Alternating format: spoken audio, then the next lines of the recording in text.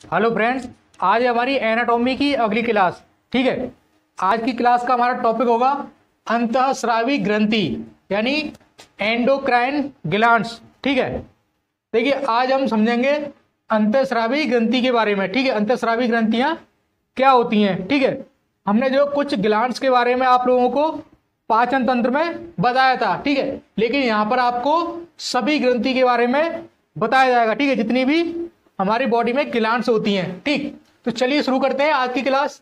सबसे पहले देखते हैं पिट्यूटरी ग्लैंड्स। ठीक है, ये काफी इंपोर्टेंट ग्रंथि है। ठीक है, वेरी इंपोर्टेंट। ठीक, इसको मास्टर ग्लैंड भी कहा जाता है। ठीक है, और इसे हिंदी में बोला जाता है पीयूष ग्रंथि। ठीक है, इसे हिंदी में क्या बोला जाता है? पीयूष ग्रंथि। ठीक है, और इसे एक और नाम से जाना जाता है मास्टर ग्लैंड। ठीक, देखिए इसे मास्टर ग्लैंड क्यों कहा जाता है? ये जो ग्रंथि है यानी ये जो ग्लैंड्स है पिट्यूटरी, ये सभी जितनी भी बॉडी में ग्रंथियां हैं, ठीक है, बॉडी में जितनी भी ग्रंथियां हैं उनको नियंत्रित करने का काम करती है। ठीक है, या फिर आप कहें तो उनमें से जो हार्मोन्स स्रावित होते हैं, ठीक है, उनके नियंत्रण का कार्य करती है, यानी उन पर कंट्रोल रखने का कार्य करती है। कौन सी? पिट्यूटरी ग्रंथि। ठीक है, अब देखते हैं ये पाई कहां पर जाती है।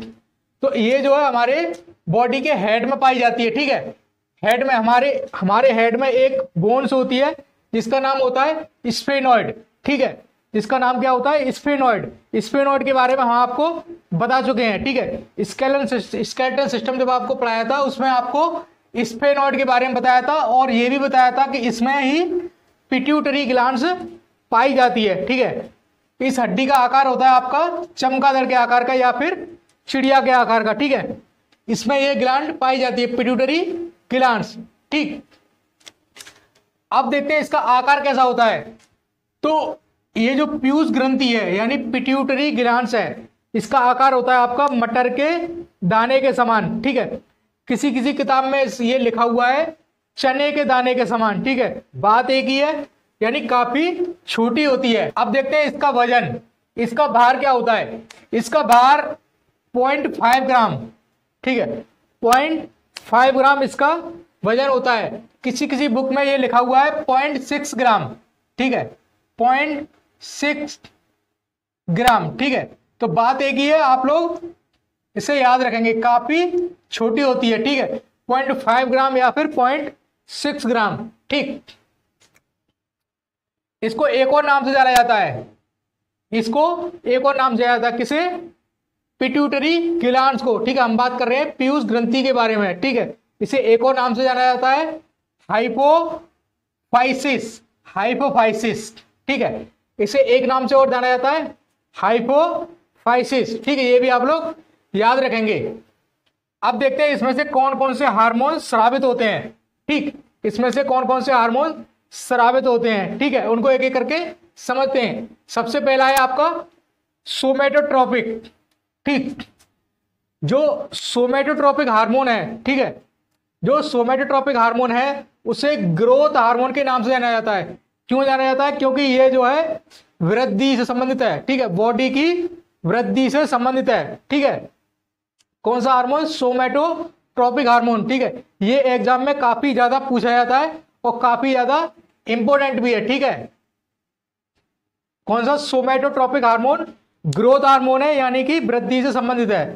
ठीक, दूसरा है आपका थायरोट्रोपिक हार्मोन। ठीक है, थायरोट्रोपिक हार्मोन, इस हार्मोन का क्या काम होता है? देखिए ये जो पिट्यूटरी ग्लैंड्स है ये कुछ हार्मोन स्रावित करती है। ठीक है, और वो हार्मोन जो है बाकी ग्रंथियों के द्वारा जो हार्मोन स्रावित होते हैं उनके कार्यों को नियंत्रित करती है। ठीक है, आप लोग समझिए, ये ग्रंथि कुछ हार्मोन स्रावित करती है।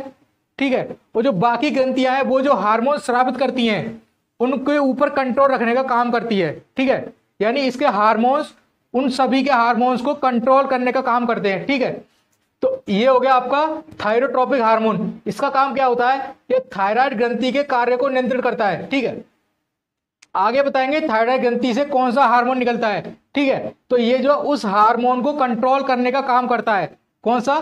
Thyrotropic hormone. अभी आपको थायराइड ग्रंथि के बारे में बताया जाएगा, ठीक है। इसमें जो थायरोक्सिन हार्मोन निकलता है, ठीक है, उसको कंट्रोल कौन करता है? आपका थायरोट्रोपिक हार्मोन, ठीक। ये इसमें लिखा हुआ है थायरोक्सिन हार्मोन, यानी थायरोक्सिन हार्मोन को कंट्रोल करने का काम करता है। अगली है आपकी, यानी अगला हार्मोन है आपका एड्रेनोकोर्टिको, एड्रेनोकोर्टिको, ठीक है।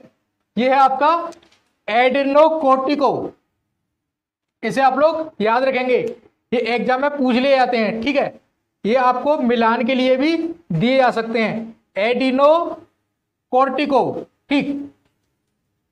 इसका काम क्या होता है? यह एड्रिनल ग्रंथि के कार्य को नियंत्रित करती है, यानी एड्रिनल ग्रंथि जो भी हार्मोन स्रावित करती है, ठीक है, उसको कंट्रोल कौन करता है? एड्रेनोकोर्टिको हार्मोन। ये कहां से निकलता है?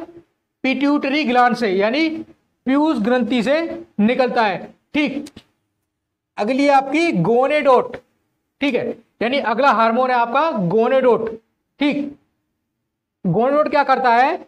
जो हमारी सेक्स ग्लैंड है, ठीक, अभी आप लोग पढ़ेंगे सेक्स ग्लैंड, गोनेडस, ठीक है, गोनेडस के बारे में अभी आप पढ़ेंगे, ठीक है। तो गोनेडस से जो हार्मोन निकलता है उसको कंट्रोल कौन करता है? गोनेडोट, ठीक है, सेक्स ग्लैंड के कार्य को नियंत्रित करता है। कार्य का मतलब है, यानी जो सेक्स ग्लैंड है उसका कार्य क्या होता है? हार्मोन का स्राव करना, ठीक है, सेक्स हार्मोन को स्राव करना, उसको कंट्रोल कौन करता है? गोनेडोट, ठीक है। आप लोगों को अच्छे तरीके से समझ में आ गया होगा ये जो पिट्यूटरी ग्रंथि है वह कंट्रोल कैसे करती है, तो वह हार्मोन्स के द्वारा कंट्रोल करती है। इससे जो भी हार्मोन निकलते हैं वह बाकी ग्रंथियों के हार्मोन्स को कंट्रोल करने का काम करते हैं, इसलिए इसे शॉर्ट में बोल दिया जाता है कि सभी ग्रंथियों को कंट्रोल करने का काम करती है, ठीक है। अब देखते हैं इसमें ये कुछ हार्मोन्स है, ठीक, ये कुछ दो और इसमें हार्मोन्स है। ये होगा गोनेडोट, ये है वेसोप्रेसिन, ठीक है, वेसोप्रेसिन और ऑक्सीटोसिन। ऑक्सीटोसिन के बारे में आप लोग जानते होंगे, ठीक है, ऑक्सीटोसिन हार्मोन्स। अब बात करते हैं थायराइड ग्रंथि। ये आपने देखी पिट्यूटरी ग्रंथि, मास्टर ग्रंथि के बारे में, ठीक है। ये काफी इंपोर्टेंट इसलिए है क्योंकि ये वाली ग्रंथि जो है बाकी सभी ग्लैंड्स को कंट्रोल करने का काम करती है, ठीक है, और ये हमारे मस्तिष्क में पाई जाती है, ठीक है। मस्तिष्क में कहां पर पाई जाती है? तो ये स्फेनॉइड जो हमारी बोन है उसमें ये सुरक्षित रहती है, ठीक है। इसका आकार होता है मटर के दाने के आकार की, ठीक। अब बात करते हैं थायराइड ग्रंथि। देखिए हमारी बॉडी की सबसे बड़ी अंतःस्रावी ग्रंथि, सबसे बड़ी अंतःस्रावी ग्रंथि कौन सी है? वो है आपकी थायराइड ग्रंथि, ठीक है, सबसे बड़ी अंतःस्रावी। देखिए बहिर्स्रावी के बारे में बात करें या ऑल ओवर सबके बारे में बात करें तो सबसे बड़ी हो जाती है आपकी लीवर, यकृत, ठीक है, वो हम आपको बता चुके हैं पाचन तंत्र वाले पार्ट में, ठीक है। यहाँ पे भी आपको बता देते हैं सबसे बड़ी ग्रंथि कौन सी है? लीवर। लेकिन अंतःस्रावी यानी एंडोक्राइन सबसे बड़ी कौन सी है आपकी? थायराइड ग्रंथि, ठीक, ये आप लोग याद रखेंगे। अगला पॉइंट है बाहर। इसका वजन कितना होता है? 30 से 60 ग्राम, 30 to 60 ग्राम। इसका वजन कितना होता है? 30 से 60 ग्राम, ठीक है। ये भी एग्जाम में पूछ लिया जाता है, ठीक। अब देखते हैं इससे कौन सा हार्मोन स्रावित होता है? थायरोक्सिन, ठीक। थायराइड ग्रंथि से थायरोक्सिन हार्मोन्स का स्राव होता है, ठीक है, जो शरीर में चयापचय को इंग्लिश में बोला जाता है मेटाबॉलिज्म, ठीक।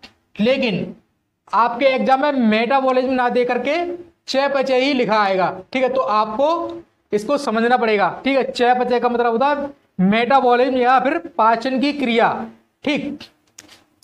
तो इसमें कौन सा हार्मोन यानी भाग लेता है? थायरोक्सिन हार्मोन, ठीक है। ये क्या करता है? चयापचय का कार्य करता है बॉडी में। अब देखते हैं इसकी कमी से कुछ रोग हो जाते हैं, ठीक।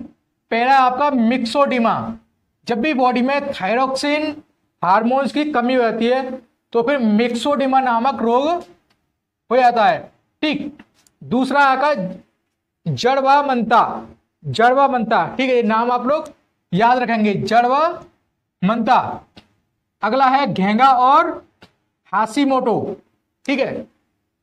घेंगा आप लोग जानते होंगे, थायराइड ग्रंथि जो है वो फूल करके काफी मोटी हो जाती है, किसकी कमी से? आयोडीन की कमी से। ठीक है, तो क्या होता है? घेंगा रोग हो जाता है। ठीक है, अगला है आपका हाशिमोटो। देखिए ये जितने भी रोग हैं या डिजीज हैं, इनके बारे में आपको अलग से क्लास में बताया जाएगा, सभी के बारे में।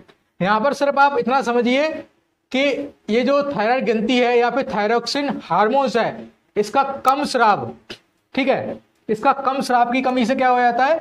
मिक्सोडिमा, ठीक है, जड़वामंता, घेंगा और हाशिमोटो। और अगर ये ज्यादा स्राव हो जाए, इसका ज्यादा स्राव हो जाए, तो फिर क्या होता है? ग्रेव रोग। ठीक है, क्या हो जाता है? ग्रेव रोग। ठीक, सभी रोग के बारे में, सभी डिजीज के बारे में आपको दूसरी क्लास में बताया जाएगा, डिटेल में बताया जाएगा। यहां पर सिर्फ आप इनके नाम याद रखेंगे। ठीक, अब देखते हैं अगली ग्लैंड, पैराथायराइड। थायराइड के बाद आती है पैराथायराइड। ठीक है, ये वाली ग्रंथि भी इससे संबंधित है। ठीक है, देखते हैं कैसे। देखिए थायराइड ग्रंथि के दोनों तरफ जो थायराइड ग्रंथि रहती है हमारे गले में, ठीक है, उसके दोनों साइड में दो दो, ठीक, उसके दोनों साइड में दो दो ग्रंथियां रहती हैं। ठीक, यानी दो इस साइड में और दो इस साइड में। ठीक, टोटल 4। ठीक है, ये भी पूछ लिया जाता है जो पैराथायराइड है उनकी संख्या कितनी होती है? 4। ठीक है, 2 इस साइड और 2 इस साइड। ठीक, अब देखते हैं इसका वजन। इसका भार क्या होता है? 30 मिलीग्राम। जो पैराथायराइड ग्रंथि है उसका वजन कितना होता है?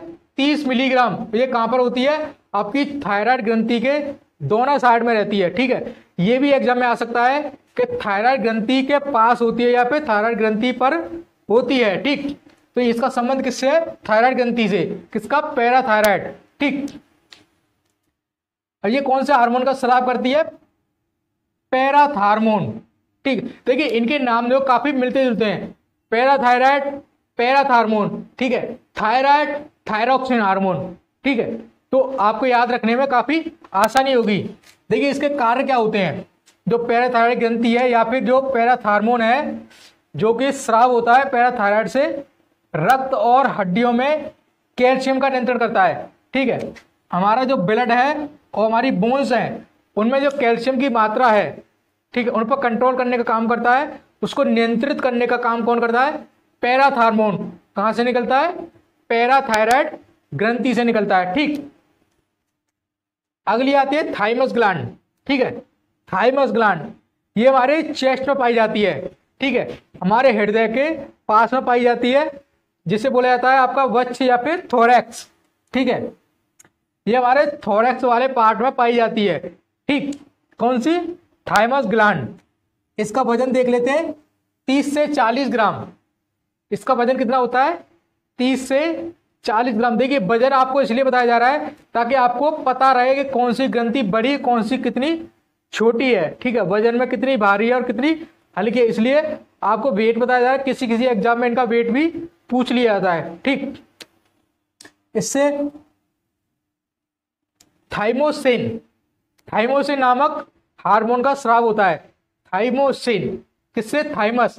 देखिए थाइमस से मिलता जुलता है thymosin. Thymus, thymosin, parathyroid, parathormone, thyroid, thyroxine. ठीक है, आप लोग ऐसे इसको याद रख सकते हैं। अगली है एड्रिनलिन। ठीक है, एड्रीनल, एड्रीनल या फिर एड्रीनलिन ग्लैंड्स। ठीक, इसको एक और नाम से जाना जाता है सुप्रारीनल। ठीक है, इसको एक और नाम से जाना जाता है सुप्रारीनल। ये नाम भी आप लोग याद रखेंगे, एग्जाम में पूछा गया है, सुप्रारीनल। ठीक, ये कहां पर होती है? यानी जो एड्रीनल जो ग्रंथि है वो हमारे किडनी के ऊपर पाई जाती है। ठीक, ये हमारी किडनी, देखिए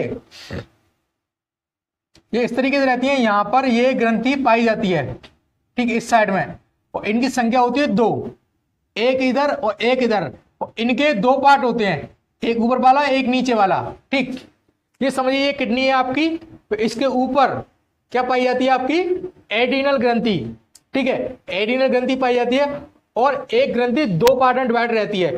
पहला पार्ट होता है कॉर्टेक्स, ऊपर वाला, इसे बोला जाता है कॉर्टेक्स, इसे बोला जाता है मेडुला। ठीक, आप लोग याद रखेंगे मेडुला, नीचे वाला पार्ट होता है मेडुला, और ऊपर वाला पार्ट होता है कॉर्टेक्स। ठीक, अगली देखते हैं आइसलेट्स ऑफ लैंगरहैंस। ठीक है, आइसलेट ऑफ लैंगरहैंस। ठीक, इससे क्या होता है, देखिए आप लोगों ने सुना होगा कि हमारा अग्नाशय है उससे इंसुलिन का स्राव होता है। ठीक है, अग्नाशय से इंसुलिन का स्राव होता है, लेकिन अगर और डिटेल में अगर क्वेश्चन पूछा जाएगा तो वो स्राव कहां से होता है, तो वो होता है आप लोगों ने हिंदी में पढ़ा होगा लैंगरहैंस की दीपिका। ठीक है, लैंगरहैंस की दीपिकाएं आपने सुना होगा, उसको इंग्लिश में बोला जाता है आइसलेट ऑफ लैंगरहैंस। ठीक है, तो इंसुलिन का सही में स्राव कहां से होता है, आइसलेट की जो यानी आइसलेट ऑफ लैंगरहैंस जो दीपिकाएं होती हैं हमारे अग्नाशय में पाई जाती हैं। ठीक है, उनसे होता है इंसुलिन का स्राव, लेकिन मोटे तौर पे बोल दिया जाता है अग्नाशय से इंसुलिन का स्राव होता है। ठीक, इसको क्या बोला जाता है, एंटी डायबिटिक हार्मोन। किसको, इंसुलिन को। ठीक है, इंसुलिन को क्या बोला जाता है, एंटी डायबिटिक हार्मोन बोला जाता है। और ये क्या है, एक तरीके का एक प्रोटीन है। ठीक, जो आपका इंसुलिन है वो एक प्रकार का प्रोटीन होता है। ठीक है, जब भी डायबिटीज की बीमारी हो जाती है तो इंसुलिन का इंजेक्शन दिया जाता है। ठीक है, आप लोग जानते होंगे, जब रोग के बारे में बताएंगे या बीमारी के बारे में बताएंगे तो आपको डिटेल में बताया जाएगा। ठीक है, इसे क्या बोला जाता है, एंटी डायबिटिक हार्मोन। अब देखते हैं, अगर बॉडी में इंसुलिन की मात्रा कम हो जाए, ठीक है, बॉडी में या ब्लड में इंसुलिन की मात्रा कम हो जाए तो इसे क्या बोला जाता है, हाइपरग्लाइसेमिया। ठीक है, हाइपरग्लाइसेमिया। ठीक, अगर इसकी कम मात्रा हो जाए इंसुलिन की तो उसे बोला जाता है हाइपरग्लाइसेमिया। ठीक है, और अगर अधिक हो जाए, इसकी अधिकता को क्या बोला जाता है, हाइपोग्लाइसेमिया। हाइपरग्लाइसेमिया और हाइपोग्लाइसेमिया। ठीक है, दोनों ही नाम आप लोग याद रखेंगे। इंसुलिन की कम मात्रा यानी जब इंसुलिन की कमी हो जाती है, इस हार्मोन की कमी हो जाती है बॉडी में या ब्लड में, क्या बोला जाता है, हाइपरग्लाइसेमिया। और अधिकता हो जाए तो हाइपोग्लाइसेमिया। ठीक, अगली है आपकी पीनियल ग्लैंड। ठीक है, पीयूष ग्रंथि की सहायता करती है। ये जो ग्रंथि है पीनियल, ये हमारे मस्तिष्क में रहती है। ठीक है, सामने की तरफ रहती है मस्तिष्क में। ठीक, ये क्या करती है, हमारी पीयूष ग्रंथि की मदद करती है, पीयूष ग्रंथि की सहायता करती है। ठीक है, इससे हार्मोन कौन सा निकलता है, मेलेटोनिन। ठीक है, हमारी जो पीनियल ग्रंथि है उससे मेलेटोनिन नामक हार्मोन का स्राव होता है। ठीक है, मेलेटोनिन। देखिए ये हार्मोन्स आप लोग याद रखेंगे, ये तो काफी कॉमन है। थायरॉक्सिन हो गया आपका, पैराथार्मोन हो गया, ये काफी कॉमन है और आप लोग इसे आसानी से बता भी सकते हैं। तो एग्जाम में इनकी संभावना कम रहती है। ठीक है, आपको ये बहुत कम याद रहता है, पीनियल ग्रंथि। ठीक है, मेलेटोनिन। ठीक है, मेलेटोनिन ये आप लोग याद रखेंगे। अगली आपकी ग्रंथि है गोनेडस। ठीक है, गोनेडस ग्लैंड्स। ये जो ग्रंथि है वह सेक्स ग्लैंड्स है। ठीक है, इसे सेक्स ग्लैंड्स के नाम से जाना जाता है। ठीक है, इसमें कौन कौन से हार्मोन्स का स्राव होता है, देखिए ये जो सेक्स ग्लैंड है यह कहां पर पाई जाती है, जो पुरुष यानी कि जो मेंस है उनका वृषण होता है यानी टेस्टिस। ठीक है, उनके टेस्टिस में पाई जाती है, और जो महिलाएं हैं उनके ओवरी में पाई जाती है। ठीक है, ओवरी मीन्स अंडाशय। ठीक है, अंडाशय में यह ग्रंथि पाई जाती है, गोनेडस ग्रंथि। ठीक है, तो इससे जो हार्मोन निकलता है उसको कौन कंट्रोल करता है, तो उसे गोनेडोट। ठीक है, उसे गोनेडोट कंट्रोल करता है। ठीक है, देखिए इसमें अब समझते हैं इसके हार्मोन्स। ये जो गोनेडस है, गोनेड ग्लैंड्स है, इसमें कौन कौन से हार्मोन साबित होते हैं। ठीक है, सेक्स हार्मोन्स, पुरुष और स्त्री। ठीक है, दोनों के बारे में समझेंगे। एस्ट्रोजन। एस्ट्रोजन क्या होता है, महिला का सेक्स हार्मोन। ठीक है, महिला सेक्स हार्मोन होता है एस्ट्रोजन। ये एग्जाम में पूछ लिया जाता है, आपको मिलान के लिए दिया जा सकता है, इस तरीके से क्रॉस मिलान आपको दिया जा सकता है एग्जाम में। ठीक है, तो आपको ये पहचानना आना चाहिए। एस्ट्रोजन महिला का सेक्स हार्मोन। प्रोजेस्टेरोन। ठीक है, प्रोजेस्टेरोन क्या होता है? आपका दुग्ध उत्पादन, ठीक है। जो गर्भवती महिलाएं होती हैं, ठीक है, उनमें दुग्ध उत्पादन का कार्य कौन करता है? प्रोजेस्टेरोन, ठीक है, प्रोजेस्टेरोन।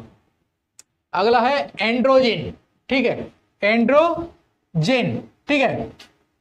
अगला है टेस्टोस्टेरोन। टेस्टोस्टेरोन काफी, ये आप लोग काफी जानते होंगे इसके बारे में। टेस्टोस्टेरोन पुरुष का सेक्स हार्मोन्स है, ठीक है। जो भी पुरुष के अंदर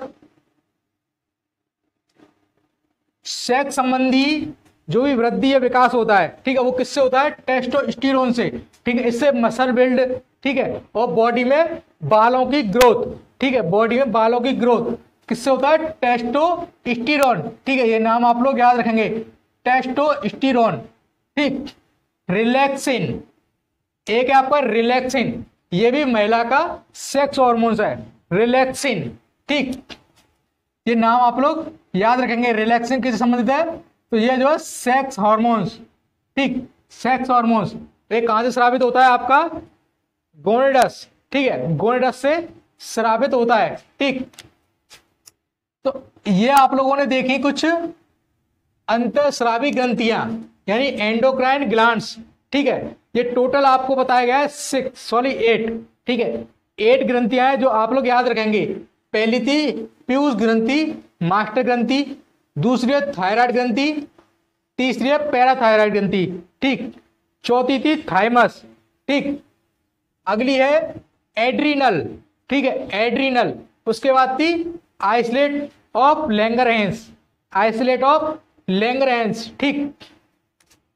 अगली थी पीनियल, ठीक है, और सबसे लास्ट की थी आपकी गोनेडस, ठीक है। टोटल 8 ग्रंथि के बारे में आप लोगों ने पढ़ा और समझा, ठीक है। इसको आप अच्छे तरीके से समझेंगे। अब देखते हैं कुछ बहिर्स्रावी ग्रंथियां हैं, यानी देखिए अंतःस्रावी का मतलब क्या होता है और बहिर्स्रावी का मतलब क्या होता है। अंतःस्रावी जो ग्रंथियां होती हैं वह जो है जो भी हार्मोन स्राव करती हैं वो सीधे ही बॉडी में जाकर के मिल जाते हैं, यानी ब्लड में सीधे मिल जाते हैं, ठीक। जो बहिर्स्रावी ग्रंथियां हैं इनसे जो भी एंजाइम्स का जो स्राव होता है वह आपके पाइप या नली के द्वारा होता है, ठीक है, नलियों में होता है बहिर्स्रावी ग्रंथि। जैसे पहली है liver sweat glands. Sweat glands कौन सी होती है? पसीने की ग्रंथि, ठीक है, स्वीट ग्रंथि, पसीने की ग्रंथि। पसीना आप लोगों ने देखा होगा बॉडी से बाहर निकलता है, ठीक है, पसीने की ग्रंथि। सिलाइवरी ग्लैंड्स यानी आपकी लार ग्रंथि। लार आप लोगों ने देखा होगा, आपके मुंह में लार बनती है, ठीक है, तो कहां निकलती है? बाहर निकलती है, ठीक है। लैक्राइमल ग्लैंड, ठीक, लैक्राइमल यानी आंसू वाली ग्रंथि। हम आपको बता चुके हैं लैक्राइमल के बारे में। आंसू वाली ग्रंथि ये हमारी आंख के अंदर वाले पार्ट में होती है, ठीक है, अंदर होती है लैक्राइमल ग्लैंड्स। अगली है मेमरी, मेमरी ग्लैंड्स। मेमरी क्या होती है? ये जो है दुग्ध ग्रंथि है, ठीक है, दुग्ध ग्रंथि है मेमरी ग्लैंड्स, ठीक है। इससे भी क्या होता है कि बाहर ही स्राव होता है, ठीक। तो बहिर्स्रावी का मतलब होता है बाहर स्राव करना, अंतःस्रावी का मतलब होता है अंदर स्राव करना, ठीक है, अंदर स्राव करना। अब देखिए कुछ और ग्रंथि है जो मिश्रित है, यानी बहिर्स्रावी के रूप में भी काम करती है और अंतःस्रावी के रूप में भी कार्य करती है, ठीक है। वो आपकी अग्नाशय, ठीक है। अग्नाशय ऐसी ग्रंथि है जो बहिर्स्रावी और अंतःस्रावी दोनों का कार्य करती है। देखिए अग्नाशय को इंग्लिश में बुलाया था पेनक्रिया, ठीक है, इसे बुलाया था पेनक्रिया। इसके बारे में हम आपको पाचन तंत्र पढ़ा चुके हैं, ठीक। यहाँ पर आप लोग देखेंगे अग्नाशय अंतःस्रावी के रूप में कार्य करती है तो इंसुलिन का स्राव करती है, ठीक है, इंसुलिन का स्राव करती है आपके अंतःस्रावी के रूप में। ये आप लोगों ने देखा, इंसुलिन का स्राव करती है अंतःस्रावी के रूप में, ठीक है। और बहिर्स्रावी के रूप में कार्य करती है। देखिए बहिर्स्रावी के रूप में 3 एंजाइम इससे निकलते हैं। आपको पाचन तंत्र में बताया गया था 3 एंजाइम के बारे में, अमाइलेज, लाइपेज और ट्रिप्सिन, ठीक है। इन तीनों एंजाइम के कार्य आप लोगों को बता चुके हैं। अगर आपने नहीं देखे तो पाचन तंत्र में जाकर के आप लोग देख सकते हैं, अमाइलेज का कार्य, लाइपेज का और ट्रिप्सिन का, ठीक है। तो अग्नाशय जो है वह बहिर्स्रावी के रूप में कार्य करता है जिससे अमाइलेज, लाइपेज और ट्रिप्सिन नामक एंजाइम का स्राव होता है। अंतःस्रावी के रूप में जब कार्य करता है तो इंसुलिन का स्राव होता है। ठीक है, सीधा सीधा था इसका मतलब है, अंतःस्रावी का मतलब होता है अंदर स्राव होना, सीधे ही जाकर के ब्लड में मिल जाना। ठीक है, अंतःस्रावी। तो बहिर्स्रावी का मतलब होता है आपका बाहर, बॉडी से बाहर। ठीक है, बॉडी से बाहर निकलना। लीवर के बारे में आप लोगों ने समझा, लीवर से भी कई सारे एंजाइम निकलते हैं, आप लोगों को बता चुके हैं पाचन तंत्र वाले पार्ट में। ठीक है, स्वीट ग्लैंड्स, ठीक है, ये भी एग्जाम में पूछा जाता है। स्वीट ग्लैंड्स क्या है? तो ये जो पसीने से संबंधित ग्रंथि है। ठीक है, ये पसीने को कंट्रोल करने का कार्य करती है, वेस्टेज जो पसीना होता है उसे बाहर निकालने का कार्य करती है। सलाइवरी ग्लैंड्स, लैक्राइमल, ठीक है, लैक्रिमल और मेमरी। ठीक है, इनको भी आप लोग याद रखेंगे। ठीक, तो ये थी हमारी आज की क्लास, जिसमें आप लोगों ने देखा अंतःस्रावी ग्रंथि, एंडोक्राइन ग्लैंड्स। बेसिकली ये क्लास जो है अंतःस्रावी ग्रंथि पर ही आधारित थी, क्योंकि इसके बारे में हम आपको बता चुके हैं पहले ही। ठीक है, और लीवर के बारे में आपको पहले पढ़ा चुके हैं। ठीक है, तो मिलते हैं एक और बेहतर क्लास में, जब तक के लिए जय हिंद।